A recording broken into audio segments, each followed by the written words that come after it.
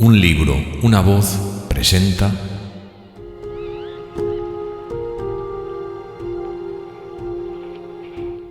El crucero del Snark, un libro escrito por Jack London. Narrado con la voz de Miguel Ibars.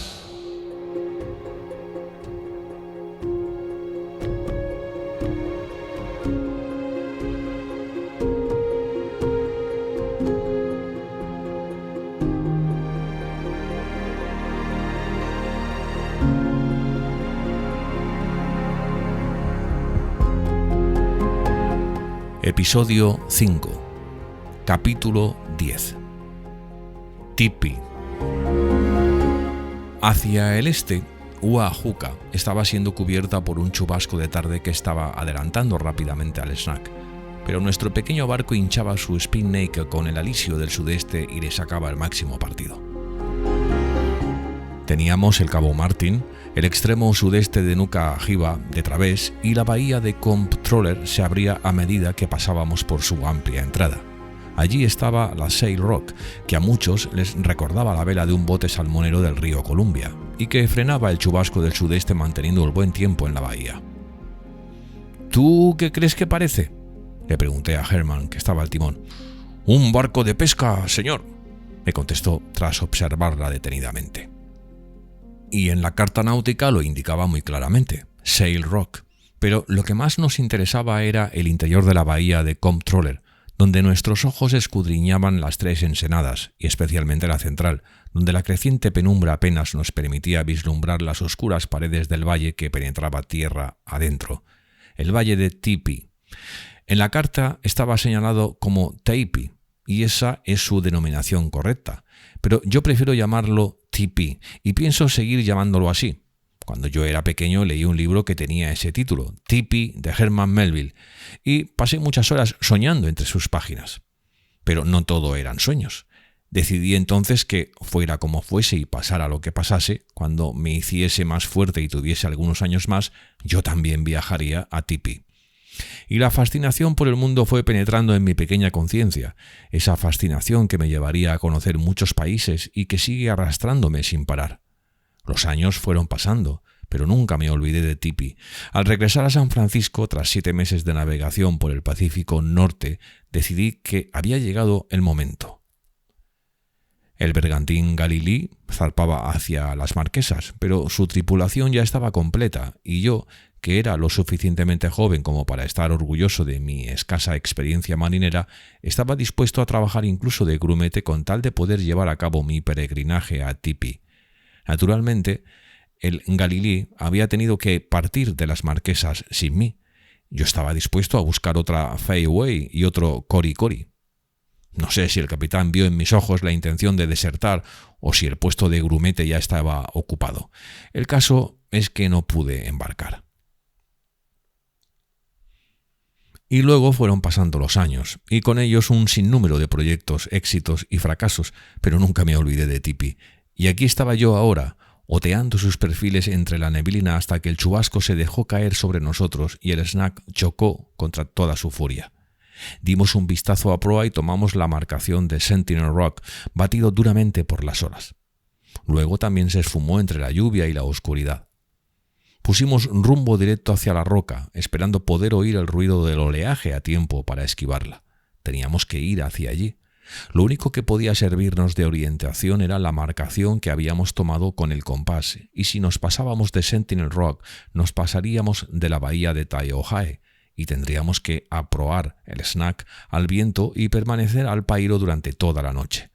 Perspectiva no muy agradable para una tripulación que acababa de realizar una travesía de 60 días por la vasta soledad del Pacífico y que estaba hambrienta de tierra firme, hambrienta de fruta fresca y hambrienta con un apetito de años del hermoso valle de Tipi.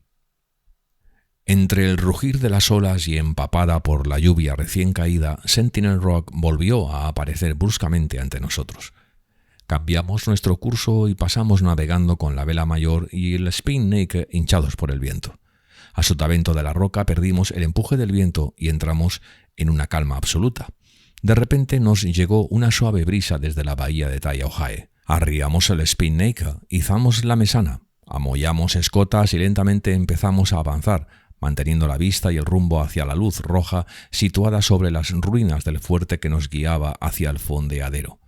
La brisa era ligera y desconcertante, ahora hacia el este, luego hacia el oeste, de nuevo hacia el norte, ahora hacia el sur, y mientras, de todas partes nos llegaba el rugido de unas rompientes que no alcanzábamos a ver. De lo alto de los acantilados nos llegaban los balidos de las cabras salvajes y las primeras estrellas empezaban a asomarse tímidamente entre los jirones de nubes del reciente chubasco. Al cabo de 2 horas, habiendo penetrado ya 1 milla en la bahía, echamos el ancla a una profundidad de 15 brazas, y así es como llegamos a Taiohae. A la mañana siguiente amanecimos en el País de las Maravillas. El Snack estaba fondeado en una plácida ensenada situada en un gran anfiteatro cuyas paredes, cubiertas de viñedos, parecían alzarse directamente desde el mar. Más arriba, hacia el este, divisamos el fino trazo de un sendero, visible en un punto, que recorría una cara de la montaña. «El camino por el que Toby escapó de Tipi», exclamamos. Nos moríamos de ganas de bajar a tierra y montar a caballo, pero la culminación de nuestro peregrinaje debería esperar un día más. Ponerse las botas y empezar a caminar no es lo más aconsejable después de pasarse 2 meses en el mar, descalzos todo el tiempo y sin espacio para ejercitar las piernas. Además, antes de que pudiésemos recorrer senderos empinados montados en unos caballos con aspecto de cabras, tendríamos que esperar a que la tierra dejase de darnos vueltas. Así que hicimos un corto paseo para aclimatarnos y nos abrimos paso por una densa vegetación hasta llegar a un antiguo ídolo cubierto de musgo, siguiendo el mismo camino por el que pasaron un comerciante alemán y un capitán noruego para pesarlo y para especular acerca de su posible depreciación comercial en el caso de que lo partiesen en 2. Lo trataron de forma totalmente sacrílega, clavando en él sus cuchillos para analizar la dureza de la piedra y el espesor de la capa de musgo que lo recubría, y pidiéndole que se levantase y que les ahorrase problemas yendo hasta el barco por sí mismo. En vez de eso, 19 canacos lo colocaron sobre un soporte de troncos y lo cargaron hasta el barco en el que sería conducido hacia Europa, el destino definitivo de todos los buenos ídolos paganos, excepto de los pocos que han ido a América y de uno en particular que sonríe a mis espaldas mientras escribo y que, rayos y truenos, seguirá sonriendo cerca de mí hasta que me muera y me ganará. Seguirá riendo cuando yo no sea ya más que polvo. Para empezar, fuimos invitados a una fiesta en la que Tayara Tamari, hijo de un marino de Hawái que había desertado de un ballenero, conmemoraba la muerte de su madre, nacida en las Marquesas. Para ello, asaba 14 cerdos enteros e invitaba a todo el poblado. Así que fuimos, y nos recibió una mensajera nativa, una joven que se encaramó a una roca y pregonó que el banquete sería perfecto con nuestra presencia, información que se encargó de difundir entre todos los que iban llegando. Sin embargo, apenas nos habíamos sentado cuando cambió su tono de voz y todo el mundo empezó a mostrar una gran excitación. Gritaba de forma muy aguda y penetrante. Desde la distancia nos llegaban voces masculinas que le contestaban con gritos, mezclándose en un canto bárbaro y salvaje que parecía inducir al derramamiento de sangre y a la guerra. Entonces, a través de la hermosa frondosidad tropical, apareció una procesión de salvajes solo cubiertos por los llamativos adornos que lucían en sus caderas. Avanzaban lentamente, emitiendo unos sonidos profundos y guturales de victoria y exaltación. A sus espaldas llevaban misteriosos objetos de considerable peso, colgados mediante lianas y ocultos por envoltorios de hojas verdes. No eran más que cerdos, inocentemente gordos y bien asados, pero los hombres los traían de la misma forma en que antiguamente transportaban a los cerdos largos. Y cerdo largo es un eufemismo polinesio para referirse a la carne humana. Y estos descendientes de caníbales, con un hijo del rey al frente, llevaban los cerdos a la mesa del mismo modo en que sus antepasados habían servido la carne de sus enemigos. Cada 2 por 3 se detenía la procesión para permitir que los porteadores pudiesen proclamar sus feroces gritos de victoria, de desprecio hacia sus enemigos y de apetito. 2 generaciones antes, Herman Melville había sido testigo de cómo los cadáveres de guerreros Hapar eran envueltos en hojas de palma para servirlos en un banquete en el Tí. También cita que en otra ocasión, en el Tí, observé una curiosa nave de madera tallada y al mirar en su interior, sus ojos, casi se salen de las órbitas al contemplar los revueltos restos de un esqueleto humano del que todavía colgaban trozos de carne por todas partes. Muchas personas ultracivilizadas han defendido siempre que el canibalismo no es más que un cuento. Quizá les moleste pensar que sus antepasados más lejanos probablemente también eran adictos a estas prácticas. El capitán Cook también era muy escéptico al respecto, hasta que un día, en un puerto de Nueva Zelanda, decidió hacer una comprobación. Un nativo había subido a bordo con la intención de vender una espléndida cabeza secada al sol. Cook ordenó cortar tiras de carne de aquella cabeza y dárselas al nativo, que las devoró con agrado. Lo menos que podemos decir del capitán Cook es que desde entonces su escepticismo fue cosa del pasado. De todos modos, lo único que hizo fue obtener una demostración que la ciencia no necesitaba en absoluto. Poco podía imaginar que a algunos miles de millas de distancia había unas islas en las que años más tarde se juzgaría un extraño caso, el de un anciano jefe de Maui que era acusado de difamación por insistir en que su cuerpo era la tumba viviente del dedo gordo del pie del capitán Cook. Se dice que los demandantes no pudieron demostrar que el anciano jefe no fuese la tumba del dedo gordo del pie del navegante y el caso fue archivado. Supongo que en estos días de degeneración no tendré la posibilidad de ver a nadie comiendo cerdo largo, pero al menos me he convertido en el propietario de una calabaza de las Marquesas, alargada y extrañamente labrada, de más de un siglo de antigüedad y que, según me han asegurado, se empleó para beber la sangre de 2 marinos. Uno de esos capitanes era un estafador. Dio una mano de pintura blanca a un decrépito bote ballenero y se lo vendió a un jefe de las Marquesas. Poco después de irse el capitán, el bote se deshizo a pedazos, pero quiso el destino que, al cabo de algún tiempo, fuese precisamente ante aquella isla donde se hundiese su barco. El jefe de los nativos no sabía nada acerca de rebajas y descuentos, pero tenía un primitivo sentido de la honradez y un igualmente primitivo sentido de la economía de la naturaleza, y arregló las cuentas comiéndose al hombre que le había estafado. Iniciamos nuestro camino hacia Tipi en el fresco atardecer, montados sobre unos pequeños pero feroces caballos que se coceaban y agredían entre sí, sin hacer el menor caso de los frágiles seres humanos que llevaban sobre sus grupas, ni del suelo resbaladizo, las rocas sueltas y las profundas gargantas. El camino nos llevó hasta una antigua ruta que cruzaba una selva de los árboles Hau. A ambos lados del camino veíamos vestigios de una población que antiguamente debió de ser más densa. Siempre que nuestra vida podía penetrar la espesa vegetación veíamos ruinas de murallas de piedra y cimientos de piedra de 2 a 3 metros de altura y que se prolongaban durante bastantes metros a lo largo y a lo ancho. Formaban grandes plataformas de piedra sobre las que, en otras épocas, se habían alzado las casas. Pero las casas y la gente habían desaparecido, y grandes árboles habían arraigado sobre estas plataformas para izarse altivamente sobre el sotobosque de la selva. Estos cimientos se llaman paepaes. Melville los llamaba pipis, pues transcribió el nombre fonéticamente. Los isleños de las Marquesas de la presente generación carecen de la energía necesaria para cargar y colocar semejantes piedras. También les falta iniciativa para hacerlo. Hay muchísimos paepaes y unos cuantos enfiles están deshabilitados y abandonados. 1 o 2 veces, mientras ascendíamos por el valle, vimos magníficos paepaes con pequeñas chozas de paja construidas sobre su superficie con unas proporciones similares a las de una hucha apoyada contra los bloques de la base de la pirámide de Keops. Parece ser que los nativos de las Marquesas se están extinguiendo y, a juzgar por las condiciones de Taiohae, lo único que les impide desaparecer es la constante mezcla de nuevas razas. Es muy raro encontrar a un isleño de pura raza. Todos parecen proceder de una extraña mezcla de hasta varias docenas de razas distintas. En Taiohae solamente hay 19 hombres que trabajen en la estiba de la copra en los barcos mercantes, y por sus venas corre sangre de Inglaterra, Estados Unidos, Dinamarca, Alemania, Francia, Córcega, España, Portugal, China, Hawái, Tuamotu, Tahití e incluso de la isla de Pascua. Hay más razas que personas, pero son restos de razas como mucho. La vida crece y prospera, pero ella misma se extermina.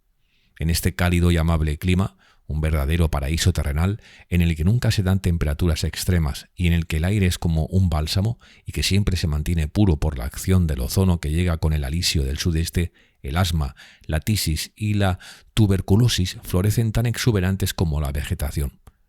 Por todas partes, desde las chozas de paja, nos llegan toses terribles y gemidos procedentes de pulmones medio consumidos. También prosperan otras enfermedades horribles, pero las más letales de todas son las que atacan a los pulmones. También se dan muchos casos de una variedad de neumonía especialmente temida. En 2 meses transforma al hombre más robusto en un esqueleto cubierto por unos palmos de tierra. En todos los valles los últimos habitantes han desaparecido y las fértiles plantaciones han cedido el paso a la selva. En la época de Melville, el valle de Japa, citado por él como Japar, estaba poblado por una tribu fuerte y guerrera. Una generación más tarde apenas había un centenar de personas. En la actualidad es una selva tropical sin rastros de vida humana. Fuimos ascendiendo cada vez más arriba por el valle y nuestros caballos sin herraduras seguían un camino medio desaparecido, llevándonos por paepaes abandonados y entrando una y otra vez en la insaciable selva. En cuanto vimos esas rojas manzanas de montaña, las ojías, que ya conocíamos de Hawái, enviamos a un nativo a trepar para recoger algunas, y luego lo enviamos a recoger cocos. Yo ya había bebido leche de coco en Jamaica y en Hawái, pero nunca había sabido la deliciosa que podía llegar a ser esa bebida hasta probarla aquí en las Marquesas. Ocasionalmente pasamos bajo algunos limoneros y naranjos asilvestrados, unos grandes árboles que habían sobrevivido en la selva más tiempo del que aguantaron los seres humanos que los plantaron. También cabalgamos entre infinitos arbustos de flores amarillas, si es que a aquello se le podía llamar cabalgar, y sus fragantes flores estaban habitadas por avispas, y vaya avispas. Unos seres amarillos del tamaño de pequeños canarios que zumbaban por el aire con las patas plegadas hacia atrás en una prolongación de casi 1 centímetro. De repente, uno de los caballos se levanta sobre sus patas delanteras y empieza a dar coces con las traseras, apuntando hacia el cielo. Las baja con fuerza como para efectuar un salto hacia adelante y vuelve a levantarlas. No es nada. Su gruesa piel ha sido punzada por el arma de una de esas avispas gigantes. Luego, un segundo y un tercer caballo empiezan a encabritarse sobre sus patas delanteras junto a los precipicios. ¡Horror! Una daga al rojo vivo me atraviesa la mejilla. ¡Horror! Otra vez. Me apuñalan en la nuca. Voy el último y me estoy llevando una ración mayor de lo que me toca.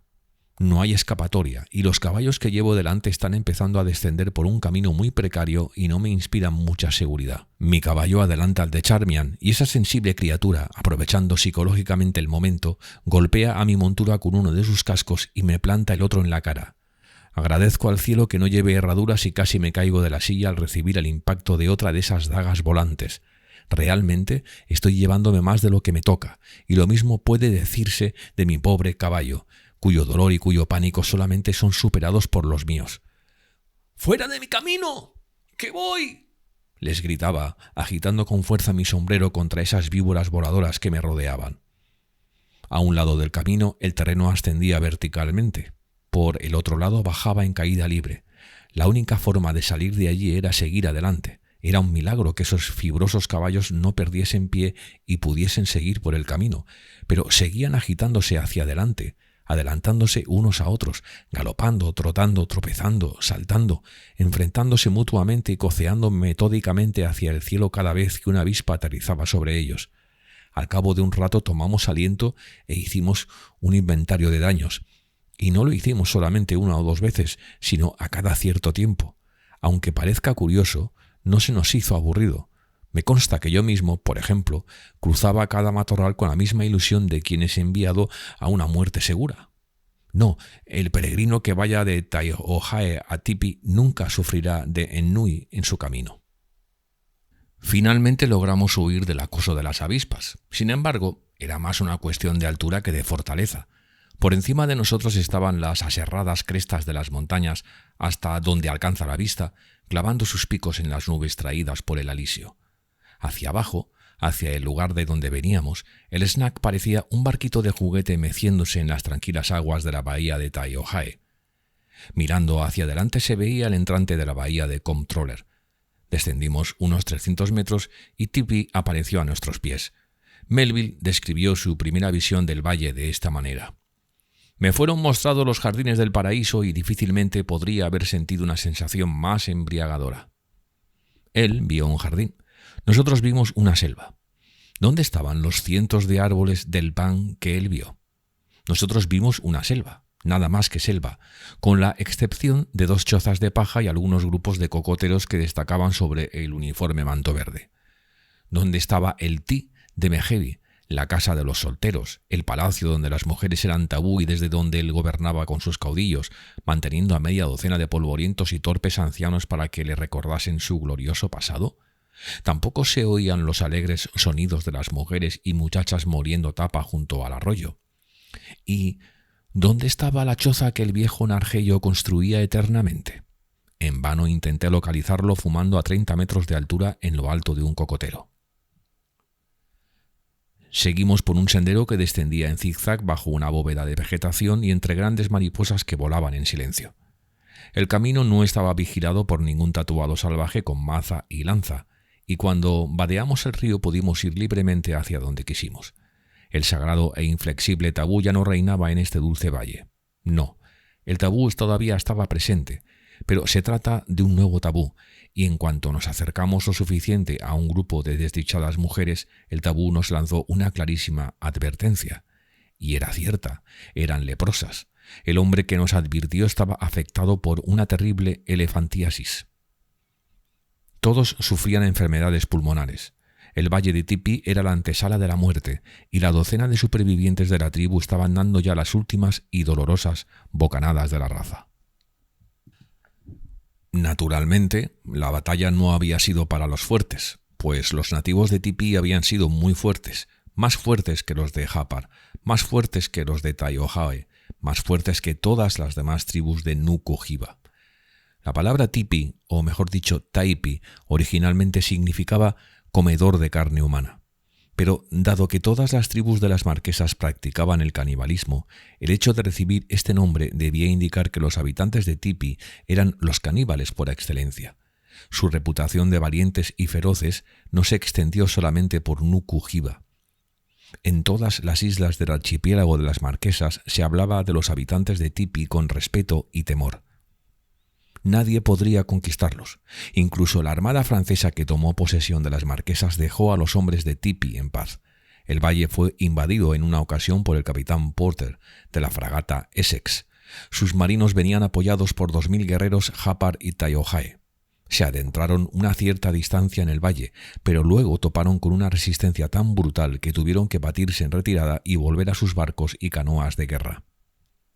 De todos los pueblos que habitan en los mares del sur, los nativos de las marquesas han sido considerados siempre como los más fuertes y los más bellos. Melville decía de ellos: «Me sorprendió especialmente su fuerza física y su belleza. La belleza de sus formas supera todo lo que he visto hasta ahora. No observo en ellos ni el más leve indicio de deformidades naturales.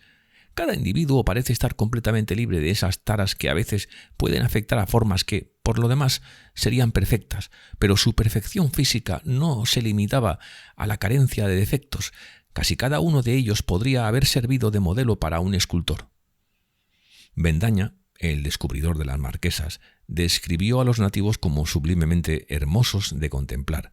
Figueroa, el cronista de ese viaje, dijo de ellos: «Su complexión es similar a la de los blancos, tienen una buena estatura y están bien formados». Según el capitán Cook, los habitantes de las marquesas eran los más espléndidos isleños de los mares del sur. Describía a los hombres como de estatura considerable, raramente miden menos de 2 metros de altura. Y ahora toda esa fuerza y esa belleza los han abandonado, y el valle de Tipi se ha convertido en la morada de un pequeño grupo de infelices afectados por la lepra, elefantiasis y tuberculosis. Melville estimó que la población debía de ser de unos 2000 habitantes, sin tener en cuenta el pequeño valle contiguo de Houoimi. La vida humana se extingue en este maravilloso jardín en el que se goza de uno de los climas más agradables y sanos del mundo. Pero los habitantes de Tipi no solo eran espléndidos físicamente, además eran puros. Su aire no contenía las bacterias y gérmenes patógenos que viven en el aire que nosotros respiramos. Pero cuando el hombre blanco llegó con sus barcos, Llegó también una gran cantidad de microorganismos. Los nativos de Tipi sucumbieron ante ellos. Cuando uno analiza esta situación, puede llegar a la conclusión de que la raza blanca sobrevive gracias a su impureza y a su corrupción. Sin embargo, la selección natural también nos da una explicación. Nosotros, los de raza blanca, somos los supervivientes y los descendientes de miles de generaciones de supervivientes en la guerra contra los microorganismos. Cada vez que nació uno con una constitución demasiado sensible ante estos diminutos enemigos, no tardó en morir. Solamente sobrevivimos los que fuimos capaces de vencerlos. Los que ahora estamos vivos somos los inmunes, los sanos, los mejor preparados para vivir en un mundo lleno de microorganismos hostiles. Los pobres habitantes de las Marquesas no han soportado esta selección, no eran inmunes. Y aquellos que tenían la costumbre de comerse a sus enemigos se ven ahora devorados por unos enemigos tan pequeños que resultan invisibles y contra los que no se puede luchar con flechas y lanzas. Por otra parte, unos cientos de miles de habitantes de las Marquesas quizás serían suficientes supervivientes como para crear una nueva raza, una raza regenerada, si es que a un chapuzón en un podrido baño de venenos orgánicos puede llamársele regeneración. Desmontamos de nuestros caballos para almorzar y tras apartarnos un poco de ellos, el mío con varios mordiscos recientes en sus cuartos traseros, y después de intentar en vano espantar a las moscas de la arena, comimos bananas y carne de lata regadas con generosas raciones de leche de coco. Había poco que ver. La selva había avanzado engullendo la frágil obra del hombre.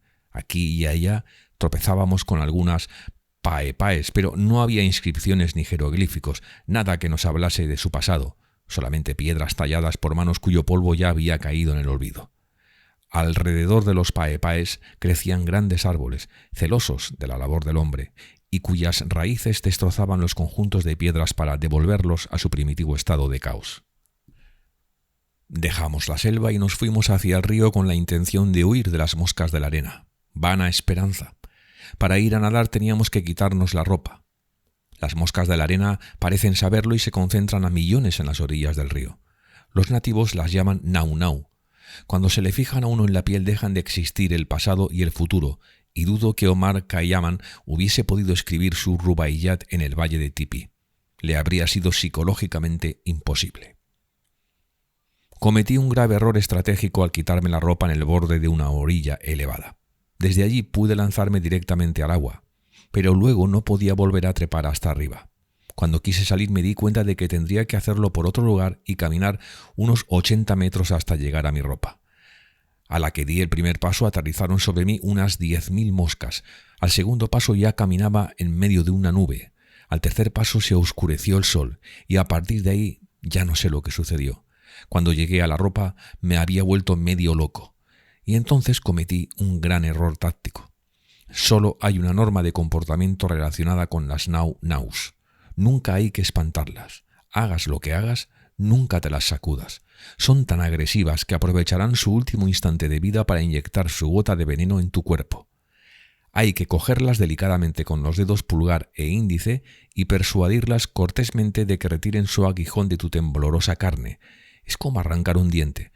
Pero la dificultad está en que esos dientes se clavaban con más rapidez de la que yo podía emplear para arrancarlos y me sacudía. Y, al hacerlo, me llenaban de veneno. De esto ya hace 2 semanas. Ahora parezco un enfermo de viruela en fase terminal. Houomi es un pequeño valle separado de Tipi por una pequeña loma y nos pusimos en marcha en cuanto pudimos someter a nuestros indómitos e insaciables caballos. Al cabo de 1 milla, el caballo de Warren eligió el lugar más peligroso del camino para efectuar una exhibición que nos dejó a todos inmóviles durante 5 minutos. Cabalgamos por la boca del valle de Tipi y contemplamos la playa por la que escapó Melville. Aquí fue donde estuvo la barca ballenera remando cerca de la rompiente. Y aquí fue donde Karakoe, el Kanaku Tabú, se lanzó al agua y negoció la vida del marino. Probablemente también fue aquí donde Melville le dio a Fayaway el abrazo de despedida antes de irse a la barca. Y este es el lugar desde el que Mehevi, Mou Mou y sus compañeros se lanzaron al agua y empezaron a nadar para intentar interceptar la barca. Cuando se agarraron a los remos y a la regala de la barca fueron recibidos con cuchillos y acabaron con serias heridas en las muñecas, pero fue Mou Mou el que recibió un brutal golpe de bichero en la garganta propinado por el propio Melville.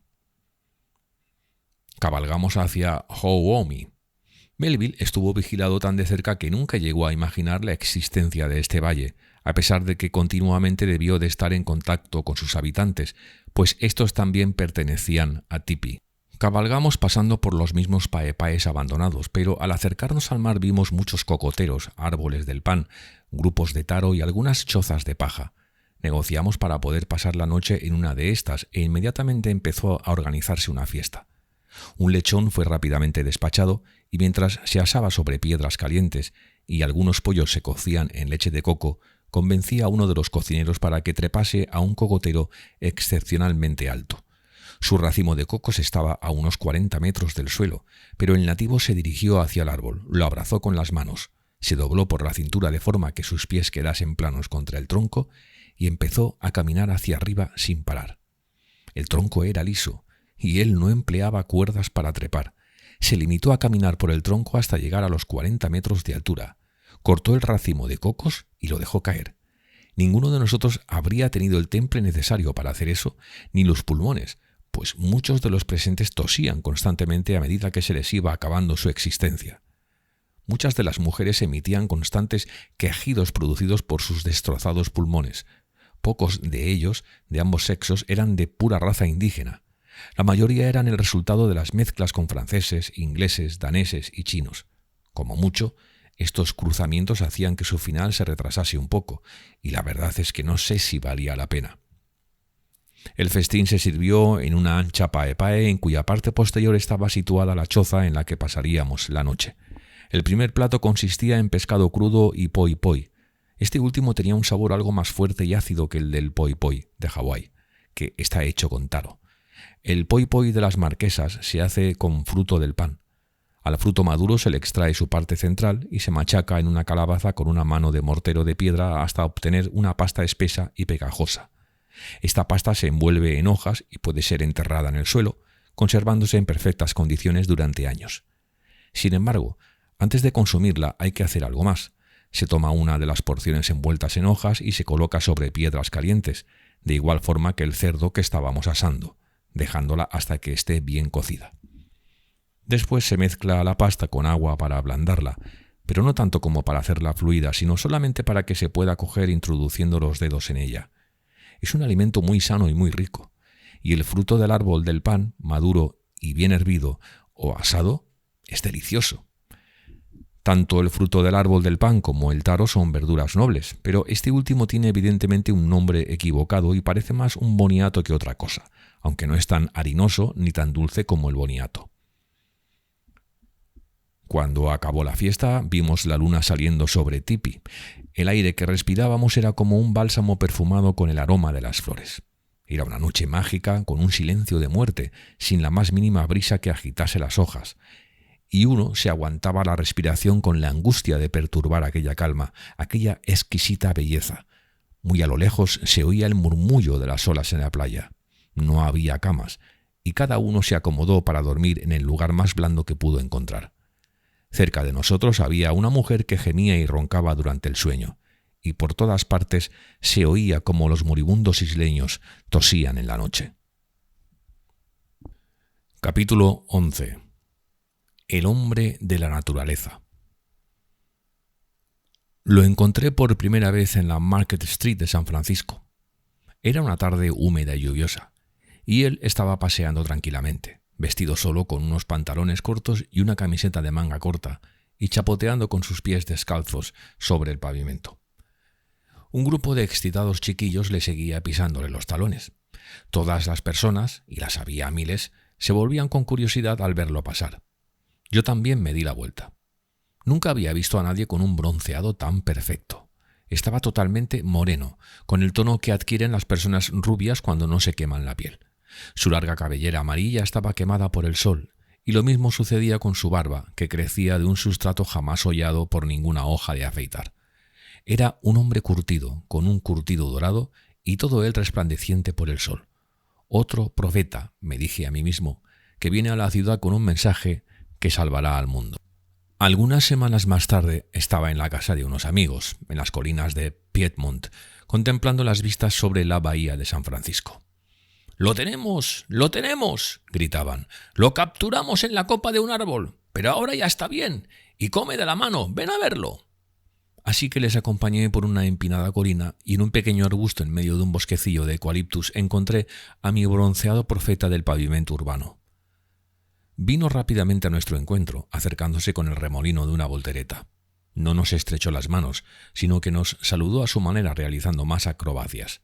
Dobló su cuerpo con la elasticidad de una serpiente y, manteniendo las piernas rectas y las rodillas una junto a la otra, se arqueó por la cadera hasta tocar el suelo con las palmas de las manos. Saltaba, brincaba y hacía piruetas bailando alrededor de nosotros como un mono. Todo el calor de su ardiente vida se reflejaba en su cara. Sin hacer uso de las palabras, creo que su canción decía: «Soy así de feliz». Estuvo cantando de esta forma durante toda la tarde, marcando los cambios con una variedad de saltos. «¡Un loco! ¡Un loco! He encontrado un loco en el bosque», pensaba yo, y demostró ser un loco valioso. Entre volteretas mortales y contorsiones transmitió el mensaje que deberá salvar al mundo.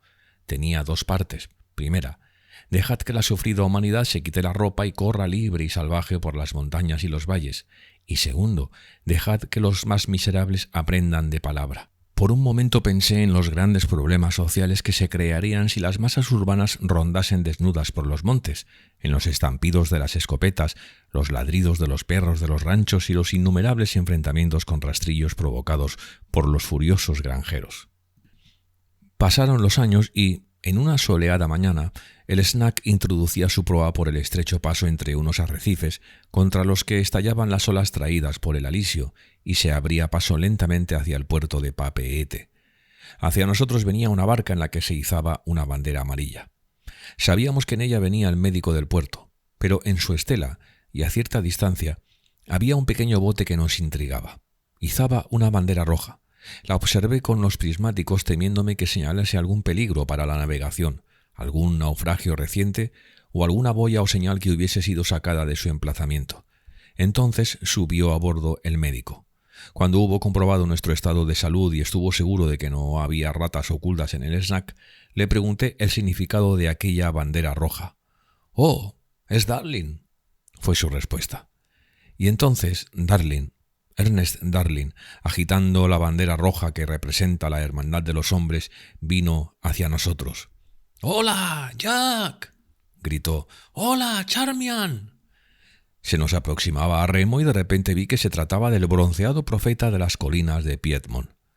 Se nos acercó por un costado, un dios sol con un calzón escarlata, con presentes de Arcadia y felicidad en ambas manos, una botella de miel dorada y un cesto de hojas lleno de grandes mangos dorados, bananas doradas salpicadas de manchas de un oro más oscuro, piñas doradas y limas doradas, y jugosas naranjas acuñadas con la misma mezcla de tierra y sol. De esta forma, bajo los cielos del sur, me encontré una vez más con Darling, el hombre de la naturaleza. Tahití es uno de los lugares más hermosos del mundo, pero está habitado por ladrones, atracadores y estafadores, así como por algunos hombres y mujeres honrados y sinceros. Sin embargo, dado el tremendo veneno humano que infesta la impresionante belleza natural de esta isla, he decidido no escribir acerca de Tahití, sino del hombre de la naturaleza. Él, por lo menos, es un ser sano y refrescante. El espíritu que emana de él es tan dulce y amable que es incapaz de hacer ningún daño, ni de herir los sentimientos de nadie excepto los de los capitalistas predadores y plutócratas. «¿Qué significa esa bandera roja?», le pregunté. «Socialismo, por supuesto». Sí, ya lo sé, pero ¿qué significa en tus manos?»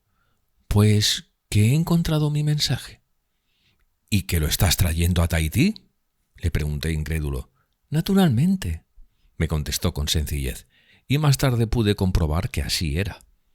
Cuando echamos el ancla, lanzamos el chinchorro al agua y nos fuimos a tierra. El hombre de la naturaleza nos siguió. Ahora, pensé, me veré acosado día y noche por este pesado y no podremos quitárnoslo de encima hasta que zarpemos de aquí. Pero nunca en mi vida me había equivocado tanto. Alquilé una casa y me instalé en ella para vivir y trabajar. Y el hombre de la naturaleza nunca se acercó por allí. Esperaba a que yo lo invitase. Durante ese tiempo subió a bordo del Snack y tomó posesión de mi biblioteca, deleitándose con el gran número de libros científicos y molesto, como pude saber más tarde, por los muchos libros de ficción. El hombre de la naturaleza nunca pierde el tiempo con la ficción. Al cabo de más o menos una semana, empecé a sentir remordimientos y lo invité a cenar en un hotel de la ciudad. Al llegar, llevaba puesta una chaqueta que le hacía sentirse muy torpe e incómodo. Cuando le indiqué que podía quitarse la chaqueta, resplandeció de gratitud y alegría y se la quitó, luciendo su dorada piel, de pecho a espalda, cubierta únicamente por un trozo de red de pesca de hilo grueso y malla amplia. Un calzón rojo completaba su atuendo. Esa noche inicié una relación con él que a lo largo de mi larga estancia en Tahití acabó convirtiéndose en amistad. «Así que tú escribes libros», me dijo una mañana mientras yo, cansado y sudoroso, acababa mi trabajo matinal. «Yo también escribo libros», añadió. «Ajá», pensé yo, seguro de que a partir de entonces me iba a acosar constantemente con sus esfuerzos literarios. Mi cabeza estaba hecha un lío. Yo no había recorrido un camino tan largo para llegar a los mares del sur y convertirme en una agencia literaria. «Este es el libro que escribo», me dijo, golpeándose acto seguido el pecho con sus puños hasta hacerlo retumbar. «Los gorilas de las selvas de África se golpean el pecho de esta manera y el sonido se oye hasta 800 metros de distancia».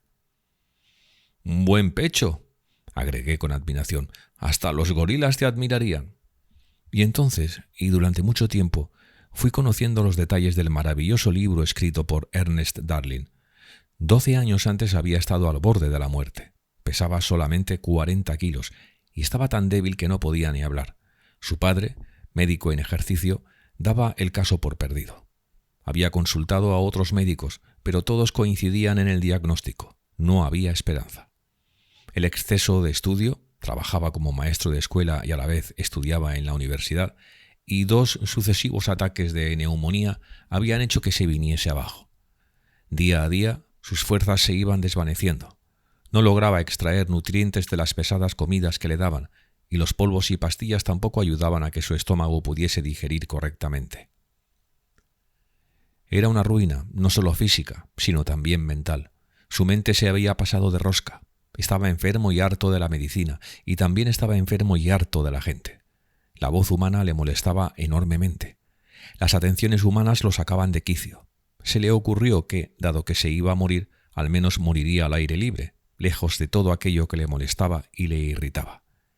Y a partir de esa idea llegó a la conclusión de que, después de todo, quizá no tenía por qué morirse si conseguía escapar de aquellos alimentos tan pesados, de los medicamentos, y de todas esas personas tan bien intencionadas que solamente lograban ponerlo nervioso. Y así fue como Ernest Darling, un saco de huesos con cabeza de muerto, un cadáver ambulante, con solamente el justo soplo de vida como para poder andar, le dio la espalda a la gente y a los lugares en los que esta gente vivía y se internó 8 kilómetros en un bosque próximo a la ciudad de Portland, Oregón. Naturalmente, estaba loco. Solamente a un loco se le podía ocurrir huir de su lecho de muerte. Pero en el bosque, Darling encontró lo que buscaba: paz. Nadie le acosaba con desayunos ni con chuletas de cerdo. Ningún médico perturbaba sus agotados nervios tomándole el pulso, y nadie atormentaba su exhausto estómago con pastillas y polvos. Empezó a tranquilizarse. Le gustaba tomar el sol y sentir su calor. Tenía la sensación de que la radiación solar era un elixir de salud. Luego le pareció que lo que le pasaba era que su agotado y destrozado cuerpo estaba pidiendo sol a gritos. Se quitó toda la ropa y se dedicó a tomar baños de sol. Se encontró mejor. Le había ido bien, el primer alivio tras duros meses de sufrimiento. A medida que fue mejorando, empezó también a reflexionar acerca de lo sucedido. A su alrededor revoloteaban los pájaros y las ardillas emitían todo tipo de curiosos sonidos mientras jugaban y se perseguían. Él sentía envidia por su salud y su felicidad, su alegría, su vida sin preocupaciones. Era inevitable que acabase comparando la vida de los animales con la suya propia. E igual de inevitable fue que se preguntase por qué estos eran espléndidos y vigorosos mientras que él no era más que una débil y moribunda ruina humana. La conclusión a la que llegó era la más obvia, que los animales llevaban una vida natural, mientras que él llevaba una existencia completamente artificial. Por lo tanto, si pretendía seguir con vida, tendría que regresar a la naturaleza. Solo, en medio del bosque, descubrió cuál era su problema y empezó a ponerle solución. Se quitó la ropa y empezó a saltar y a brincar, a correr por los senderos y a trepar a los árboles, es decir, a realizar mucho ejercicio físico, y siempre tomando el sol. Imitaba a los animales. Se construyó un nido a base de hojas secas y hierbas en el que dormir por la noche, y se cubría con trozos de corteza para protegerse de las lluvias de principios de otoño. Una vez, mientras subía y bajaba los brazos a los lados, me dijo: «Esto es un magnífico ejercicio. Lo aprendí fijándome en los gallos cuando cacarean». En otra ocasión me di cuenta de que bebía la leche de coco sorbiéndola de forma muy sonora. Me explicó que había observado que las vacas bebían de esa manera y había llegado a la conclusión de que debía ser bueno hacerlo así. Lo probó y le pareció bien, y desde entonces solamente bebe de esa forma. Se dio cuenta de que las ardillas vivían a base de nueces y otros frutos. Empezó a seguir una dieta de frutas y nueces, acompañada con algo de pan, y empezó a ganar peso y a sentirse más fuerte.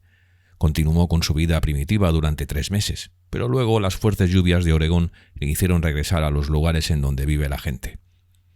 3 meses no son tiempo suficiente como para que un hombre de 40 kilos y superviviente de 2 neumonías pueda adquirir la resistencia necesaria para vivir el duro invierno de Oregón al aire libre.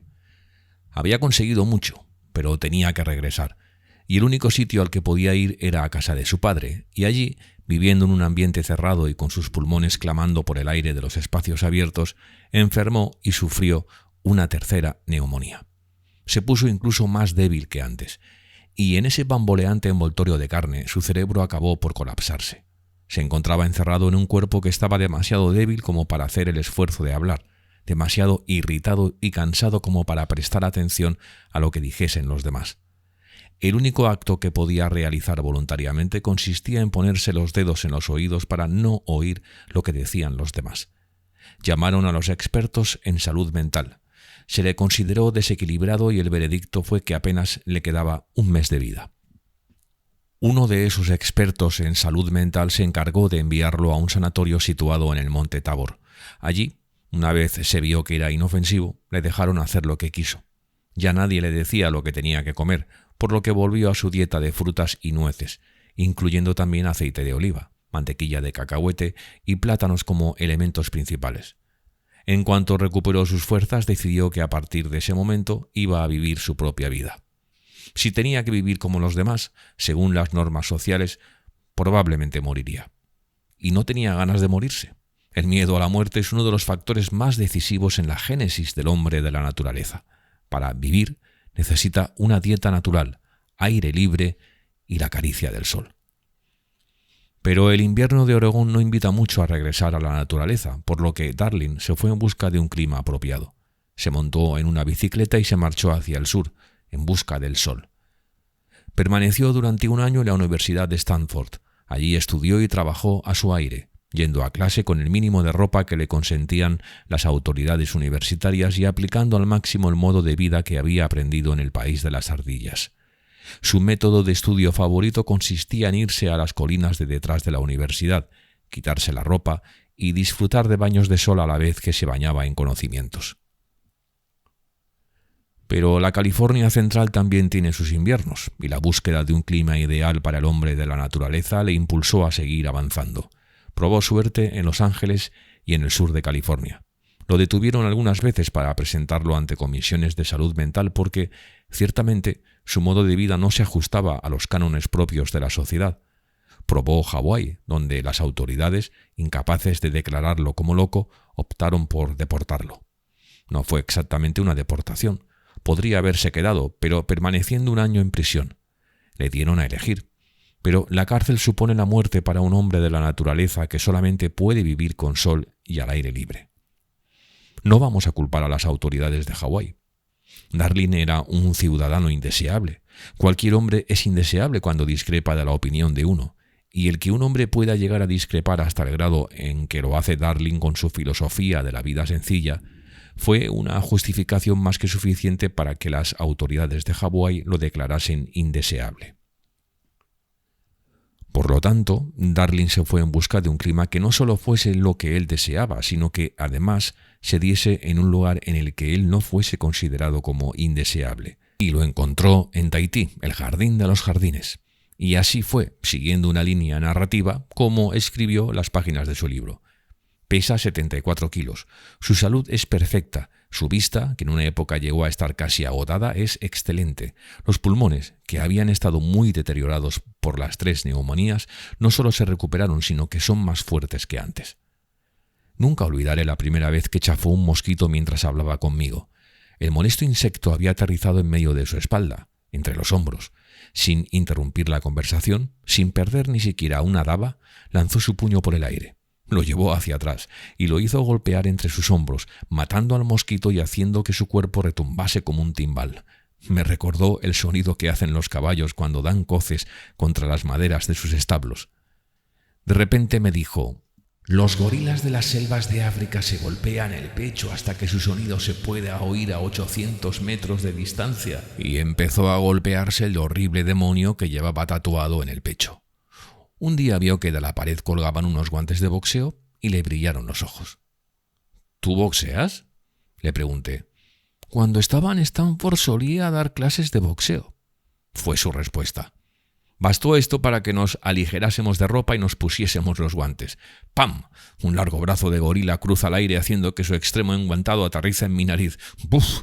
Me pilló por sorpresa en un lado de la cabeza y casi me hace desplomar de costado. El chichón que me hizo me duró una semana. Esquivé un directo de izquierda y le mandé un derechazo directamente al estómago. Fue un golpe durísimo. Había puesto todo mi peso en ese golpe y se lo encajé en su cuerpo cuando él se abalanzaba hacia mí. Esperé a ver cómo se doblaba y caía al suelo, pero en vez de eso puso cara de aprobación y me dijo: «¿Y si ha sido bonito?». A continuación tuve que encogerme y cubrirme para protegerme del huracán de ganchos, saltos y todo tipo de golpes que se me vinieron encima.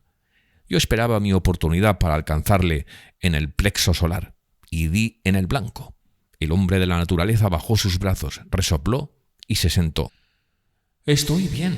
Espera solo un momento», me dijo. Y al cabo de 30 segundos volví a estar de pie y, devolviéndome el cumplido, me lanzó un gancho al plexo solar que me cortó la respiración. Bajé las manos y me senté más rápidamente de lo que él había hecho antes. Todo esto lo cuento para demostrar que el hombre contra el que estaba boxeando era un ser totalmente distinto del desgraciado de 40 kilos que, 8 años antes, había sido desahuciado por médicos y loqueros para dejarlo morir en una hermética habitación de Portland, Oregón. El libro que ha escrito Ernest Darling es un buen libro, y su encuadernación tampoco está mal. Durante muchos años, Hawái ha intentado promocionar la inmigración de personas útiles. Se ha invertido mucho tiempo y mucho dinero para atraer a ciudadanos de pro, aunque tampoco hay mucho que ofrecerles. Pero Hawái deportó al hombre de la naturaleza.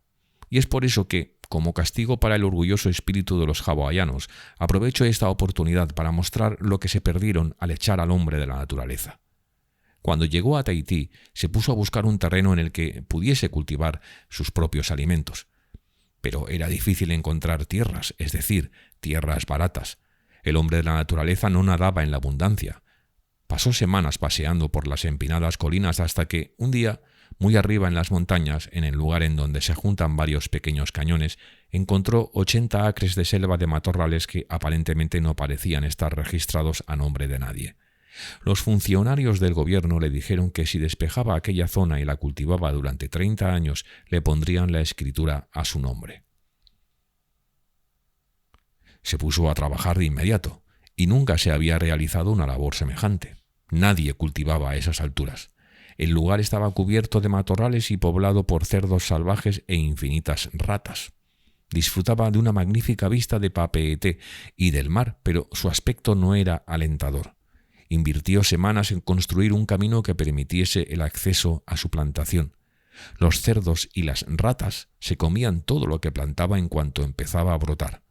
Abatió a los cerdos y puso trampas para las ratas. De estas, en cuestión de 2 semanas logró capturar a 1.500. Todo tenía que cargarlo sobre su espalda.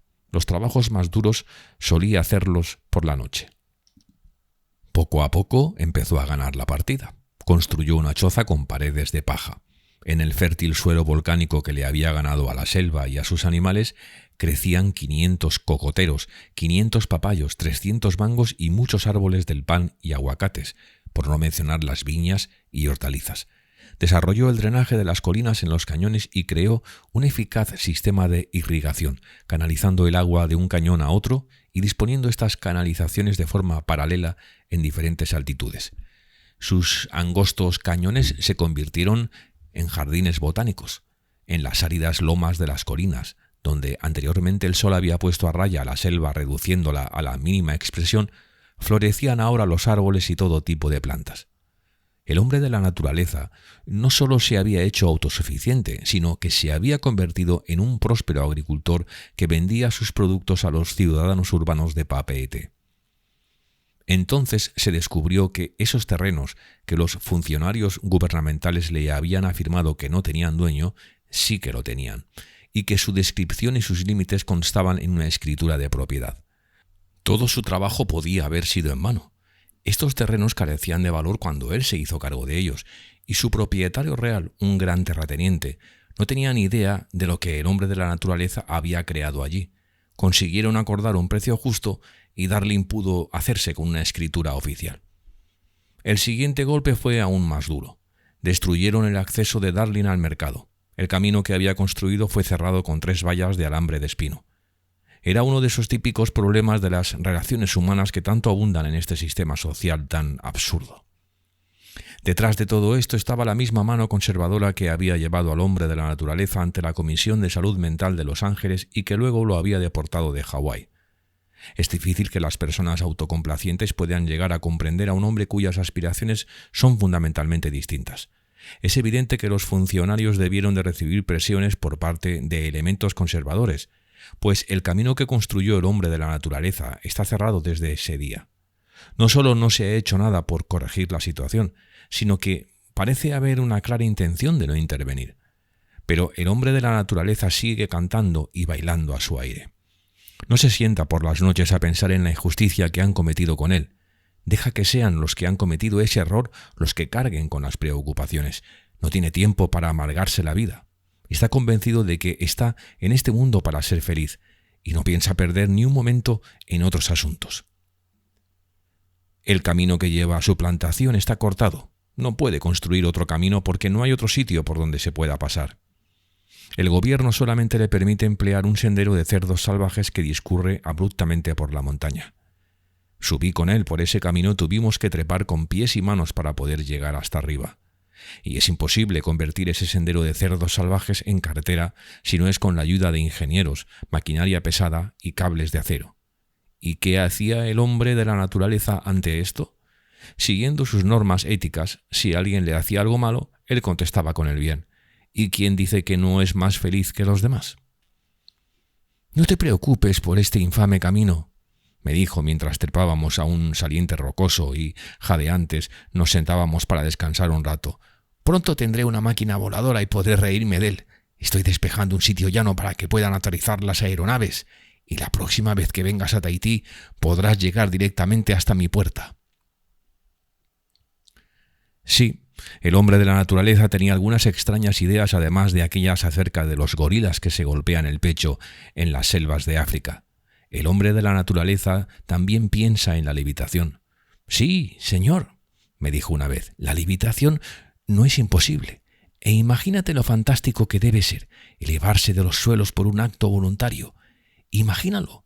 Los astrónomos afirman que nuestro sistema solar se está muriendo, que, a menos que algo lo impida, todo se enfriará hasta el punto de que no podrá haber vida. Muy bien, cuando eso llegue, todo el mundo dominará el arte de la levitación y la gente podrá dejar este moribundo planeta e ir en busca de mundos más acogedores. ¿Que cómo se puede conseguir levitar? Por sucesivos ayunos. Sí, lo he probado por mí mismo y hacia el final de la experiencia ya empezaba a sentirme mucho más ligero. Me pareció que ese hombre se había vuelto loco. «Naturalmente», añadió, «estos son solamente teorías mías. Me gusta especular acerca del glorioso futuro del hombre. Quizá no sea posible llegar a levitar, pero me gusta pensar que sí lo será». Una noche, al verlo bostezar, le pregunté cuántas horas dormía. «7 horas», fue la respuesta. pero dentro de 10 años dormiré solamente 6 horas y dentro de 20 años solamente 5 horas. Como ves, pretendo reducir mi sueño a razón de 1 hora cada 10 años. Entonces, le objeté, cuando tengas 100 años ya no dormirás. Exacto, eso mismo. Cuando tenga 100 años ya no necesitaré dormir. Además, viviré del aire. Hay plantas que viven del aire, ¿sabes? Pero, ¿hay alguna persona que haya conseguido hacer algo semejante? Y si lo ha hecho no me he enterado. Pero esto de vivir del aire es solamente una teoría mía. Estaría bien, ¿no crees? Naturalmente, puede que sea imposible, y eso es lo más probable. Verás que también soy realista. Nunca me olvido del presente. Cuando me lanzo hacia el futuro, siempre dejo un hilo que me permita regresar a mi lugar de partida. Me temo que el hombre de la naturaleza es un bromista, pero el caso es que lleva una vida muy sencilla. Su cuenta de la lavandería no creo que sea muy elevada. Allá arriba, en su plantación, vive a base de frutas cuyo coste laboral en dinero estima en unos 5 centavos al día. Actualmente, dado que le han cortado el camino y dado que se ha entregado en cuerpo y alma a difundir el socialismo, tiene que vivir en la ciudad.